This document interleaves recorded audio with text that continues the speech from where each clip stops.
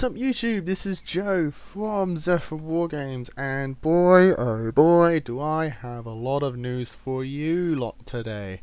So we're going to be doing, I'm going to be doing two videos for you guys of two different sets of two lots of news. So, and the first one that I'm going to be doing right now is Cybernetic Horizon, and there's a lot of stuff. So in this set, not only do we have what I assume to be a cyber wizard type link monster, but whose name and everything hasn't been revealed yet other than his artwork, but that's just what I'm assuming.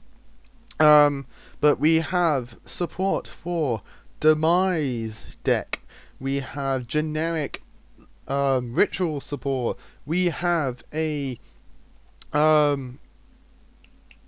Dragunity synchro, and my favorite in this set, which is a cyber dragon link monster.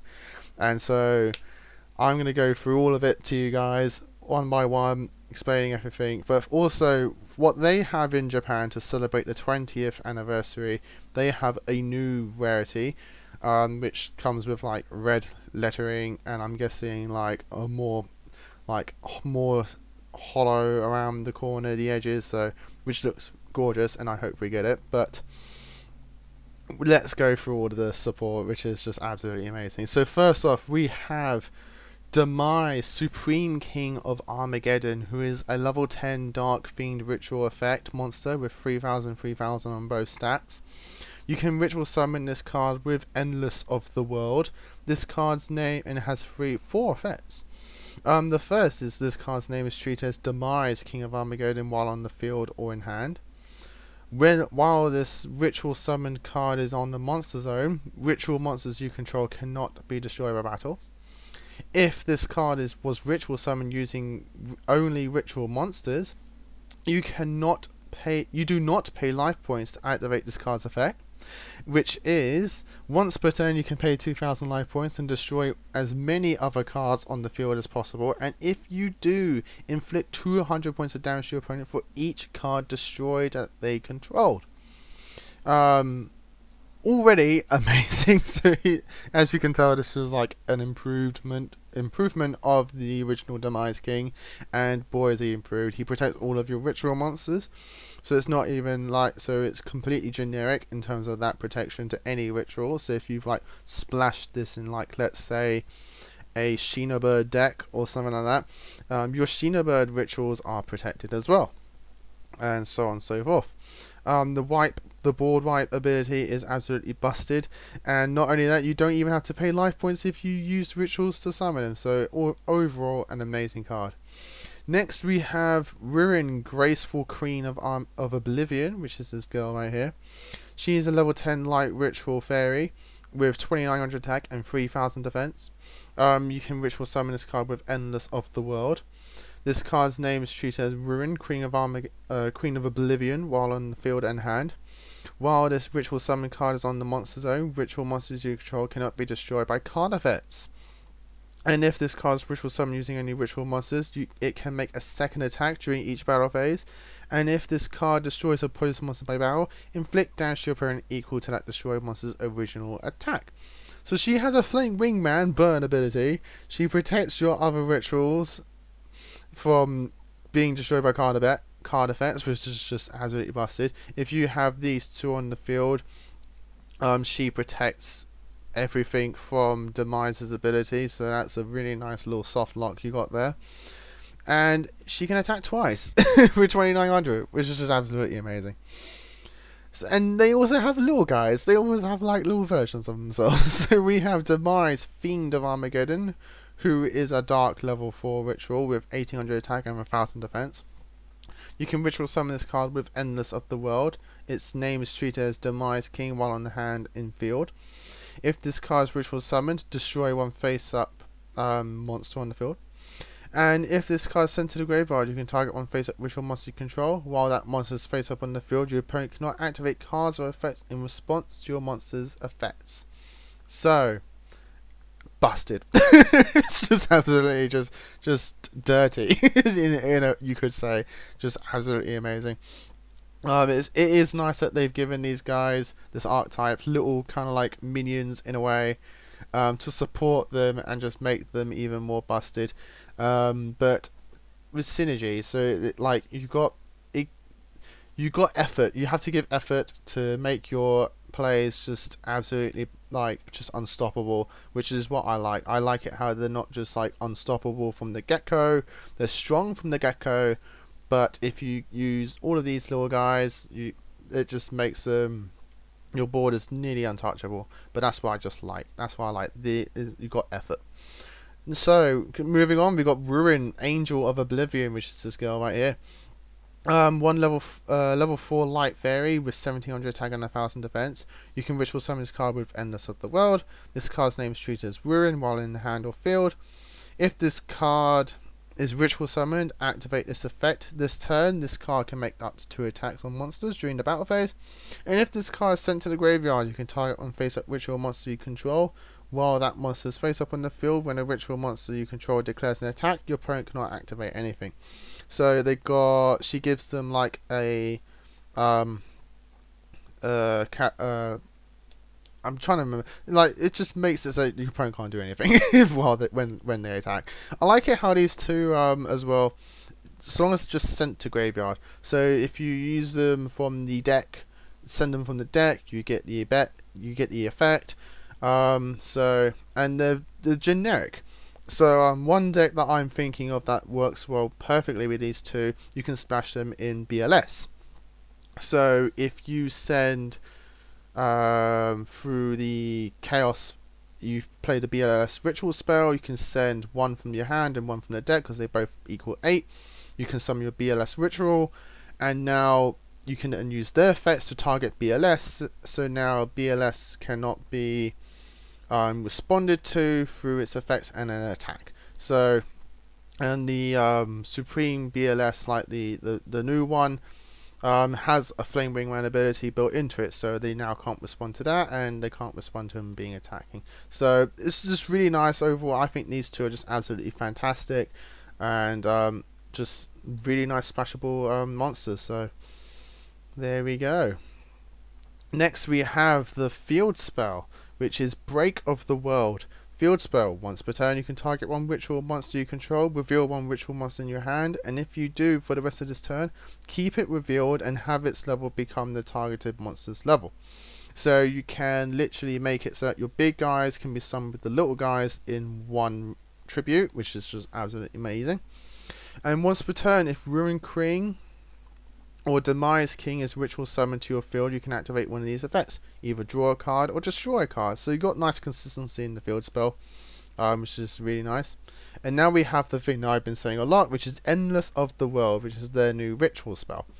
This card can be used to ritual summon Ruin Queen and Oblivion and Demise.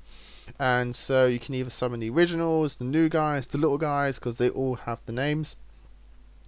Tribute monsters you control whose levels either exceed or equal to the level of the Ruin and the Demise, and then you can ritual summon, and after that, so ritual summon it. And then during your main phase, except the turn this card was sent to the graveyard, you can shuffle this card into the deck, add one End of the World, so you add the original ritual spell, and one either of Ruin or Demise from your graveyard to your hand. So it's kind of like a preparation of rites in a way, and so that's really good. This is a really nice ritual spell, and it will just help the deck as well as the field spell. These two cards are just like amazing for the deck. And now we have the trap card, which is Ruin of the World, continuous trap card. Can only activate one effect among the first and second effects with this card's name per turn, and only once per turn. First effect, when this card resolves, banish one ritual monster from your deck, so it's any ritual. And then you can send this card to the graveyard to activate one of these effects. Either ritual summon the ritual monster banished by its first effect, either by tributing one monster from your hand, or whose level equal or exceeds that banished monster, or by shuffling into the deck one ritual monster from your graveyard. and or you can just add the banished monster to your hand. So it's a rotor for any ritual deck, and it's also a ritual spell or ritual trap for any deck. And so again, BLS, I'm seeing a lot of synergy with these cards with BLS, because it just so happens BLS has the same level as these guys in a way, or enough level, and it's just amazing how much these synergize with BLS. I can see a really good BLS deck for all of this. So that's all of the Demise stuff. Next, let's go on to the generic ritual stuff. In terms of these two little monsters, which is Devi Ritual Talismanderer, which is this guy, a level 6 Dark Plant with 0/0. You can use this. You can use one effect among the first and second effects with this card's name per turn, and only once that turn. Either you can reveal one ritual monster from your hand, special summon both this card from your hand and one Devi Ritual monster except Devi Ritual Talismanderer from your deck.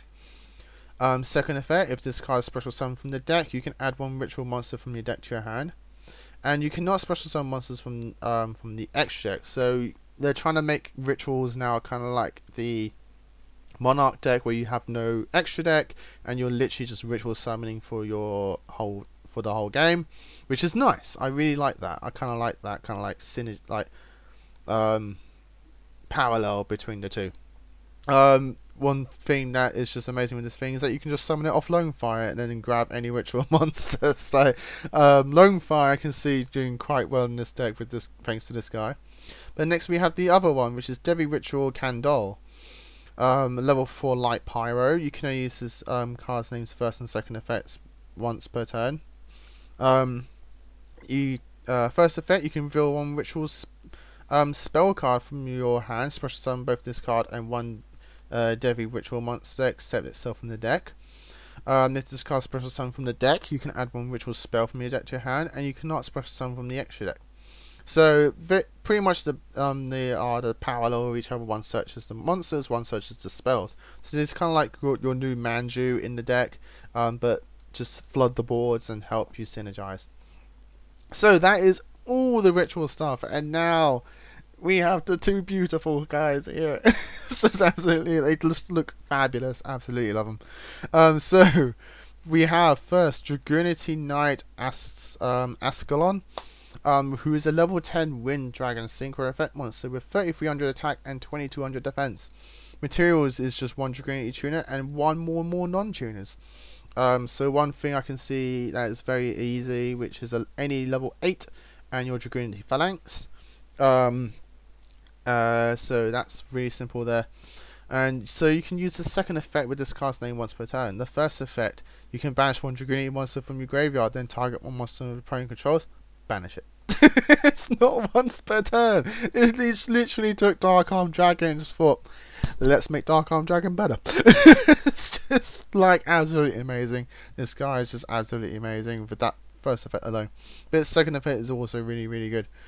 So if the synchro summon monster in its own control is destroyed by opponent's battle or card effect, you can special summon one Dragunity synchro with less than 3000 attack from your extra deck, and it's treated as a synchro summon. So it tutors itself out when it's outed, which is just absolutely amazing, considering you put a lot of effort to make this guy.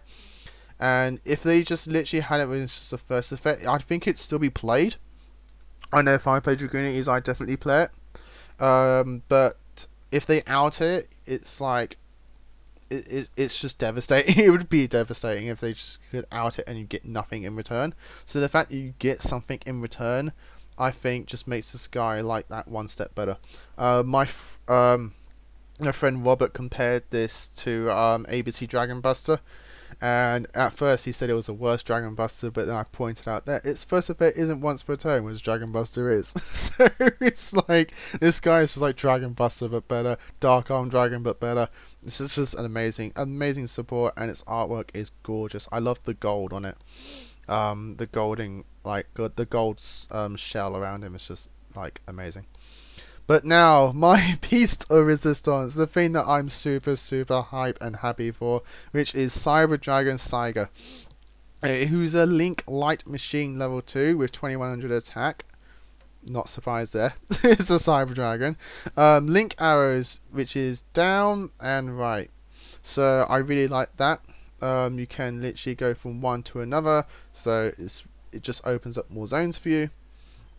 And its materials are just any two machines, but you have to have one Cyber Dragon, which in Cyber Dragons is just not hard at all. You have at the very most 9.